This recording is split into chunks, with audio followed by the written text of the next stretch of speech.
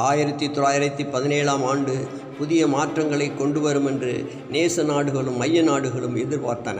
போர்க்களத்தில் இருந்த வீரர்களின் அவர்களை இயக்கிய ஜெனரல்களின் எதிர்பார்ப்பும் இதுதான். 2 ஆண்டுகால தொடர்ச்சியான சேதம் போர் குறித்த அவர்கள் சிந்தனை போக்கை அடியோடு மாற்றியிருந்தது.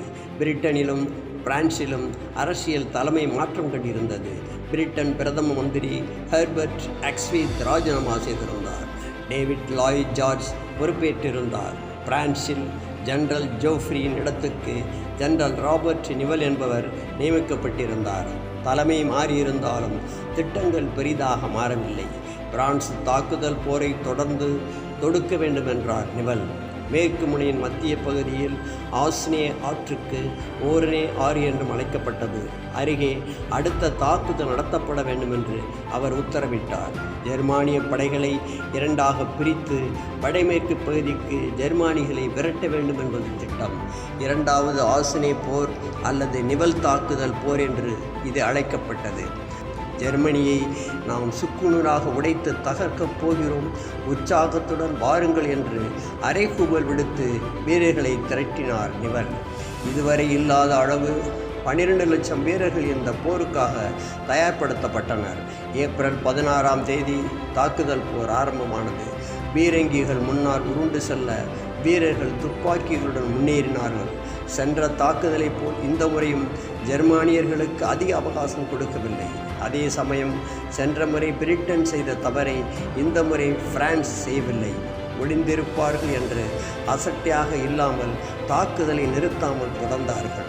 தரைக்கு மேலே ஜெர்மானிய விமானங்கள் பறந்தபோது பிரான்சுக்கு புரிந்துவிட்டது, ஜெர்மனி இந்த முறையும் சுதாரித்து கொண்டு விட்டது. நடந்தது அதுதான். ஜெர்மானிய விமானங்கள் பிரெஞ்சு துருப்புக்களின் வருகையை முன்கூட்டியே அறிவித்தன. வேண்டுமென்றே பணம் குறைந்த வகையில் முதல் படை வரிசையை ஜெர்மனி உருவாக்கியிருந்தது. இந்த முதல் வரிசையை பிரான்ஸ் தாக்க ஆரம்பிக்கும் போது 2வது மற்றும் 3வது வரிசை படைகள் அதிக பலத்துடன் காத்திருக்கும். களைப்புடன் அடுத்த வரிசையை பிரான்ஸ் எதிர்கொள்ளும் போது புத்துணர்ச்சியுடன் காத்திருக்கும் வீரர்கள் தாக்குதலை ஆரம்பிப்பார்கள். 5வது நாள் 1,30,000 வீரர்களை இழந்திருந்த பிரான்ஸ் தாக்குதல் போரை கைவிட்டது. 4 மைல் நிலப்பிரதேசமும் 28,000 சொச்சம் ஜெர்மானிய கைதியர்களையும் பிரான்ஸ் வென்றது. இதுவே போதும் என்று சொல்லிவிட்டார் நிவல். தாக்குதல் போர் தோல்வியடைவதை அவர் விரும்பவில்லை. அவருக்கு வேறு பிரச்சனைகள் முளைத்தன. இந்த முறை ஜெர்மனியிடமிருந்து அல்ல, பிரான்சிடம் இருந்தே. நெவில் தலைமையில் உற்சாகத்துடன் ஆரம்பமான ஆஸ்னே தாக்குதல் போர் தோல்வியடைந்து விட்டதை கண்கூடாக கண்டனர் பிரெஞ்சு வீரர்கள். இது அவர்களை பாதித்தது. இந்த உணர்வை சில வரலாற்று ஆசிரியர்கள் 1917 பிரெஞ்சு கழகம் என்று தலைப்பிட்டு வகைப்படுத்தினர். வேறு கழகங்களைப் போல் பிரெஞ்சு வீரர்கள் தங்கள் அதிகாரிகளை தாக்கவில்லை என்பது நிஜம். ஆனால் 5 லட்சம் வீரர்கள் ஒன்று திரண்டு தங்கள் எதிர்ப்பை அமைதியாக ஆனால் அழுத்தமாக வெளிப்படுத்தினர். ஜெர்மானியர்களை தாக்க முடியாது என்று கைவிரித்தனர். தங்கள் கோரிக்கையை தெளிவாக எடுத்துரைத்தனர். இனி மேலும் ஜெர்மானிய இயந்திர துப்பாக்கிகளுக்கு உணவாவதை நாங்கள் விரும்பவில்லை. எங்களுக்கு மரியாதையும் அங்கீகாரமும் வேண்டும். போதிய உணவு வசதிகள் வேண்டும். மருத்துவ வசதி அதிகரிக்கப்பட வேண்டும். எங்கள் மனைவி குழந்தைகளை பார்த்து வர அனுமதி அளிக்க வேண்டும். எங்கள் தாய்நாட்டை காக்க நாங்கள் தயாராக இருக்கிறோம். அதே சமயம் அர்த்தமற்ற தாக்குதல்களை மேற்கொள்ள தயாராக இல்லை. பிரெஞ்சு அரசியல்வாதிகள் உடனடியாக தலையிட்டு நிலைமையை மாற்ற முயற்சித்தனர். ராபர்ட் நிவல் பதவியிலிருந்து கீழிறக்கப்பட்டார். அவரிடத்துக்கு பிலிப் பெடேன் பதவி உயர்த்தப்பட்டார். பெடேன் நிலைமையை கட்டுக்குள் கொண்டு வருவார் என்று பிரான்சுக்கு தெரியும். வீரர்களிடையே பிரபலமானவர். அவர்கள் நலன் சார்ந்து சிந்திக்கக்கூடியவர். கதாநாயகனாக கொண்டாடப்படுபவர். அவரை விட வேறு நல்ல தலைமை கிடைக்குமா? பிரான்சின் எதிர்பார்ப்பை வீணாக்கவில்லை பெடேன். வீரர்களுக்கு உடனடியாக அடிப்படை வசதிகள் செய்து தரப்பட்டன. போதுமான உணவு ரேஷன் உடனுக்குடன் கிடைத்தன. சம்பள உயர்வு அளிப்பதாக உறுதியும் அளிக்கப்பட்டது. அதே சமயம் கலகக்காரர்கள் என்று அறியப்பட்ட தீவிர மனோபாவம் கொண்ட இந்த எழுச்சியை திட்டமிட்ட வீரர்கள் பிரிந்தெடுக்கப்பட்டு அவர்கள் மீது ஒழுங்கு நடவடிக்கை எடுக்கப்பட்டது. மொத்தம் 55 வீரர்களுக்கு மரண தண்டனை விதிக்கப்பட்டது. பிரெஞ்சு வீரர்களிடையே அதிருப்தியும் கலக உணர்வும் பரவியிருந்த விஷயம் ஜெர்மானியர்களுக்கு தெரியாதது ஆச்சரியம். ஒருவேளை தெரிந்திருந்தால் இந்த வாய்ப்பை அவர்கள் பயன்படுத்தியிருப்பார். அடுத்த ஆஸ்னே யுத்தத்துக்கு பிரான்ஸ் தயாராகி கொண்டிருந்த அதே சமயம் மேற்கு முனையில் நேச நாடுகளுக்கு ஆதரவளிக்கும் வகையில் எதிர்பாராத பிரிவிலிருந்து சில வெற்றிகள் கைகூடின. ஆசினி யுத்தத்தில் ஈடுபட்ட ஜெர்மனியின் கவனத்தை திசை திருப்பும் வகையில் கனடா நாட்டு படைப்பிரிவு ஒன்று ஏற்படுத்தி ஆராஸ் என்னும் பகுதியில் ஜெர்மனியை எதிர்கொள்ள ஏற்பாடு செய்திருந்தனர். ஆராஸ் யுத்தத்தின் நோக்கம் ஜெர்மனியை சிறிது காலத்துக்காவது தடுத்து நிறுத்துவது. புதிதாக படையில் இணைந்திருந்த கனடியர்களை இதற்கு நேச நாடுகள் அணி பயன்படுத்தியிருந்தது. சென்ற இருமுறையும் பிரான்சால் கைப்பற்ற முடியாமல் இருந்த வெம்மி ரிட்ஜ் என்னும் பகுதியில் இந்த திசை திருப்பும் யுத்தம் நடந்து கொண்டிருந்தது. ஜெனரல் ஜூலியன் பெங்க் என்பவரின் தலைமையில் கனடிய படை ஜெர்மனியை எதிர்கொண்டு பீரங்கி தாக்குதலை தொடுத்தது. மோதுவது ஐரோப்பாவின் வலிமையான சக்தியுடன் என்பதை நினைத்து கனடா அஞ்சவில்லை. இதற்கும் ஒருமுறை முயன்று பார்ப்பதில் தவறில்லையே. கனடா நம்பியதைப் போலவே விரைவில் ஜெர்மனியின் முதல் வரிசை படைப்பிரிவு முறியடிக்கப்பட்டது. ஏப்ரல் 9 கனடா ஜெர்மனியை முறியடித்து வெம்மி ரிட்ஜை அடைந்தது. கிழக்கே இருந்த ஜெர்மனியின் பிற படைப்பிரிவுகளை கனடா எதிர்கொள்ளவில்லை. ஆனால் இதுவே மிகப்பெரிய வெற்றிதான். பிரான்ஸ், பிரிட்டன் உள்ளிட்ட பெரிய நாடுகளே திணறிக்கொண்டிருந்த சூழலில் கனடா ஈட்டி தந்த இந்த வெற்றி நேச அணிகளிடையே உற்சாகத்தை ஏற்படுத்தி தந்தது. இரண்டாவது வெற்றி வைப்ரஸில் கிடைத்தது. தெற்கு வைப்ரஸ் பகுதியில் உள்ள ஒரு மேடான பகுதியை ஜெர்மனியிடமிருந்து மீட்டெடுக்க பிரிட்டிஷ் ஜெனரல் ஹெர்பர்ட் ப்ளூமர் தலைமையில் ஒரு படைப்பிரிவு அனுப்பப்பட்டது. அவர் படைப்பிரிவில் இருந்த வீரர்களில் பலர் அதற்கு முன்னால் நிலக்கரி சுரங்கங்களில் பணியாற்றியவர்கள். அந்த அனுபவத்தை பயன்படுத்தி தாக்குதலை திட்டமிட்டார் ப்ளூமர். நிலத்துக்கு அடியில் சுரங்கம் ஒன்றை தோண்டும் வேலை ஆரம்பமானது. எதிரிகளின் நிலப்பகுதி வரை நீளும் ஒரு பாதாள அறை உருவாக்கப்பட்டது.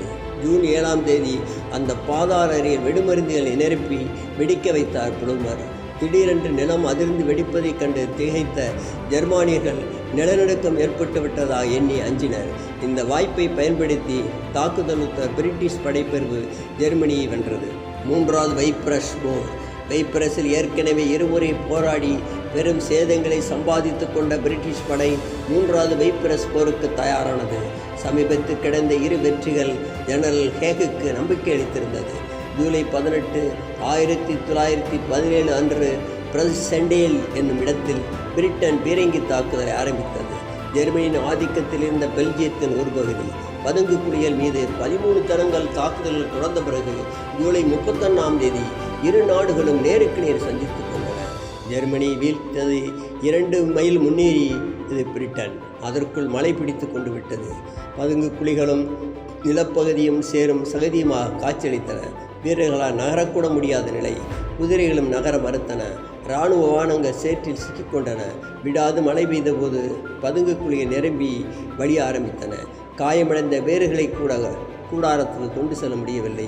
பின்வாங்குவதே சரியான முடிவாக இருந்திருக்கும். ஆனால் ஜெனரல் ஹேக் மறுத்துவிட்டார். இத்தனை தரம் முன்னேறிவிட்டோம், ஆரம்ப தாக்குதல்களும் தொடுத்து விட்டோம், திடீரென்று பின்வாங்குவது சரியல்ல என்றார். மாற்றாக மேலும் பல புதிய துருப்புக்களை போர்க்களத்திற்கு வரவழைத்தார். பதுங்கு குழியை அமைப்பதிலும் சரி, தற்காப்பு யுத்தம் தொடுப்பதிலும் சரி, ஜெர்மனி பிரிட்டனை காட்டிலும் நவீனமாக இருந்தது. இது ஏற்கனவே பலமுறை நிரூபணமான விஷயம்தான். இந்த முறையும் மழை, புயல், தாக்குதல் எதுவும் ஜெர்மானியர்களை சிதறடிக்கவில்லை. நேருக்கு நேராக பிரிட்டனை எதிர்கொண்ட போது முழுவீச்சுடன் போரிட்டது ஜெர்மனி. வாரக்கணக்கில் ஹேக் தொடர்ந்து படை வீரர்களை அனுப்பி கொண்டே இருந்தார். சடலங்கள் தான் திரும்பிக் கொண்டிருந்தன. இரவின் விசித்திர சத்தங்களோடு சேர்ந்து மனிதர்கள் வழியில் முனமும் சத்தமும் துடித்து ஆடும் சத்தமும் கேட்டுக்கொண்டே இருந்தன. காயமடைந்த வீரர்கள் தரையில் படுத்து தவழ்ந்தபடி ரத்தம் சொட்ட சொட்ட நடந்து கொண்டிருந்தார்கள். அடைக்கலம் தேடி பதுங்கு குடிகளுக்கு சென்றவர்கள் வெள்ளத்தில் மூழ்கி இறந்து போனார்கள். 10 4 மைல் நிலப்பரப்பு பிரிட்டனுக்கு கிடைத்தது. இறந்த மற்றும் காயமடைந்தவர்களின் எண்ணிக்கை 2,50,000. பிரான்சு வீரர்களிடையே பரவியிருந்த அதிருப்தி இப்போது பிரிட்டிஷ் வீரர்களிடமும் பரவிக்கொண்டது. பயனற்ற ஒரு நோக்கத்துக்காக எதற்காக நம் உயிரை கொடுக்க வேண்டும் என்ற எண்ணம் பலருக்கு தலை தூக்கியது. போர்க்களத்தை பார்வையிட்ட மேல்மட்ட அதிகாரியும் கூட வெறுத்துத்தான் போனார்கள். பிரிட்டனும் பிரான்சும் கூட இதே நிலைமையில் தான் இருந்தனர். அவர்கள் அமெரிக்காவுக்காக காத்திருந்த ஆரம்பித்தனர். அமெரிக்காவின் வருகை நேச நாடுகள் அணியில் புது இரத்தத்தை பாய்ச்சி கொண்டிருந்த நாடுகள் காத்திருந்தன. ஜெர்மனிக்கு கூடுதலாக இன்னொரு பிரச்சனையும் இருந்தது. நேச நாடுகள் அணிதிரண்டு ஜெர்மனிக்கு பொருளாதார தடை விதித்திருந்தன.